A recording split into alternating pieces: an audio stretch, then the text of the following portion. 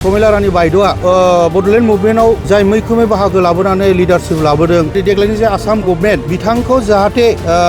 बबेबा जायगायाव इंगेज खालामो इंगेज इन द सेन्स जों लुबैनाय मा गभर्नर बेफोरबायदि बबेबा स्टेटनि गभर्नराव जाहाथे बे एनडिए गभर्नमेन्टआ बिथांखौ इंगेज खालामो जों बनसुनि तरफनिफ्राय जों बेखौ जेब्लाबो हास्थायो दा देरहानानै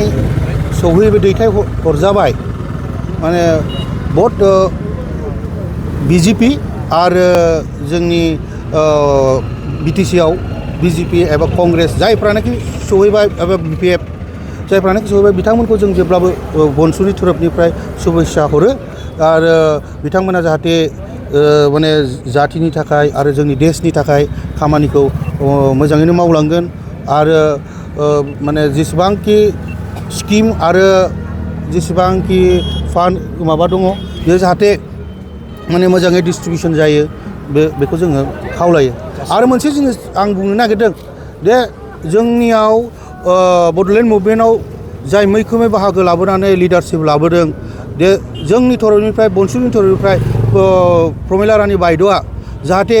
बिथांनि जिथु क्राइटेरिया मिलायो देग्लायनि जे बिटिसि देग्लायनि जे आसाम गभर्नमेन्ट बिथांखौ जाहाथे बबेबा जायगायाव इंगेज खालामो इंगेज इन द सेन्स जों लुबैनाय मा गभर्नर बेफोरबायदि बबेबा स्टेटनि गभर्नराव जाहाथे बे एनडिए गभर्नमेन्टआ बिथांखौ इंगेज खालामो जों बनसुनि तरफनिफ्राय जों बेखौ जेब्लाबो हास्थायो।